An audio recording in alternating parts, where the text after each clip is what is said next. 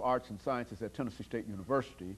And of course, Dr. Lovett, before we had our first break, you were talking about African Americans in the colonial North America.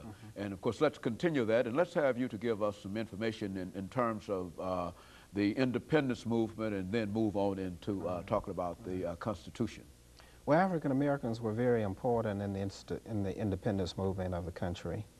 And the independence movement had a lot of impact upon the institution of slavery. By 1776, for example, the Quakers in Philadelphia are the first to declare that they're anti-slavery, and they formed the first anti-slavery society. What the revolutionary movement did was it made Americans think about the relationship of man to man, and about freedom, equality, and the fraternity of man, and liberty of man. And they could not ignore that almost a quarter of the country were enslaved, regardless of their color or their race. And so much of the anti-slavery movement started during the American Revolutionary Movement. 1780, Massachusetts, once it changes its constitution as a result of declaring independence from Britain, the first thing that it does was to outlaw slavery. And most of the northern states will do so by 1820 through gradual abolition acts. Acts that say, well, when the slave becomes 18, she must be freed. When the slave is 21, he must be freed. And gradually the North will get rid of slavery through, from that impetus from the American Revolution. The South will retain it, and so you can basically say the American Revolution was the beginning of the American Civil War, because ultimately we will have a nation that's half slave and half free. Most of the states will have gotten rid of slavery, and the South, of course, will have maintained that slavery. And the South will be able to do so because it will dominate the political life of the country right for the next 2 generations. There will be a Southern dynasty of presidents, slave owners, Washington and Jefferson, and then there will be Madison and Monroe, and then there will be Andrew Jackson and Tyler of Virginia, and Polk of Tennessee, and and so Southerners were pretty much dominated. Just a whole range of presidents. They were pretty much dominated because the South was the wealthiest region during colonial and New Nation period. They had the exports. They sold the cotton and the tobacco and the lumber abroad, and that brought cash and imports back into the country. So it was not the North that was the wealthy region, it was the South. And the South was the most populated region of the country at that time. But by 1860, it will be different. And immigrants will not come into the South, European immigrants, because they couldn't compete with free slave labor. So 75% of immigrants will come into the North. The North will grow by leaps and bounds. It will outdistance the South in industry and technology. By 1860, the North will own 90% of all the industry and the technology in the country, and the South will be generally, comparatively, a pretty backward region, culturally, technologically, industrial.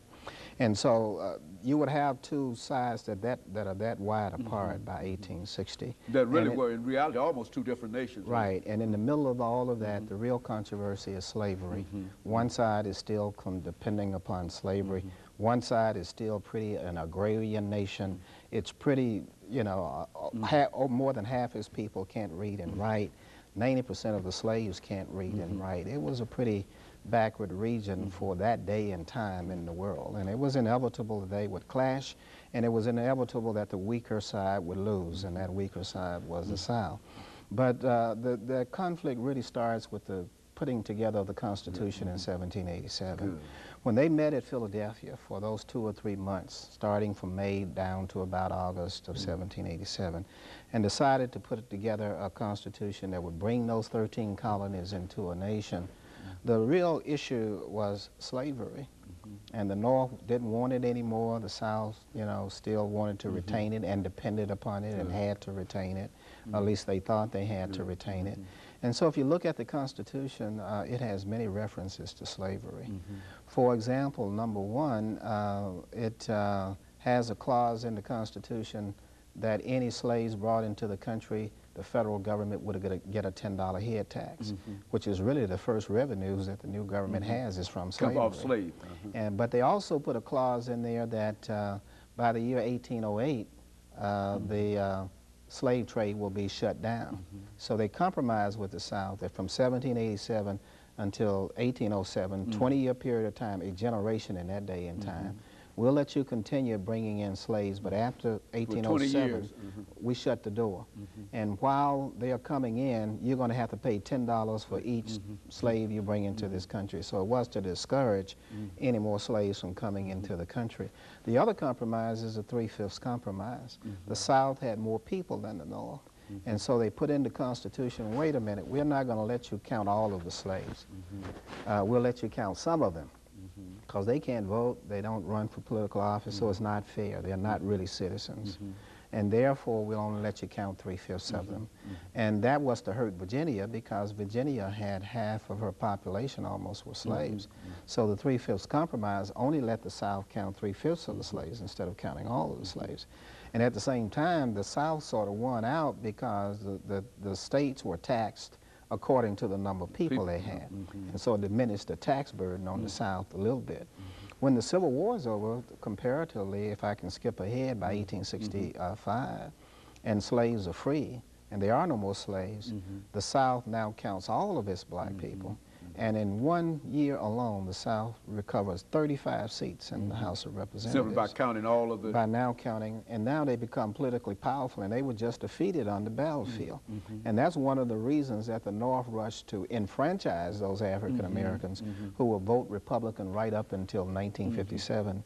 Blacks will be predominantly Republican, and the Republicans will enfranchise them in order, of course, to balance that political power that the South had gotten in 1865, 66 as a result of And all of this was laid in this minute before our commercial break, and I don't want to get into another question right here, but all of this is laid out in the Constitution. It is laid out in the Constitution, and that is why in the 1857 case of Dred Scott, it was a blow to the North, and it was a gain for the South when the Supreme Court ruled that Dred Scott, who was a slave, could not sue because he was not a citizen, and that he had no rights and he was only property. And but that gave a lot of weight to the South. But at the same time, the North argued, wait a minute, there were many free blacks in that day and time when the Constitution was ratified in 1789, 88, and they were right. And free blacks did vote, and they did vote for the ratification of the Constitution. So not all blacks were not considered citizens in 1787. Nevertheless, the court ruled in favor of the South in 1857. Good. Dr. Lovett, let me interrupt for this final commercial break, and we'll be back with you following this commercial break. Of Art, the College of Art.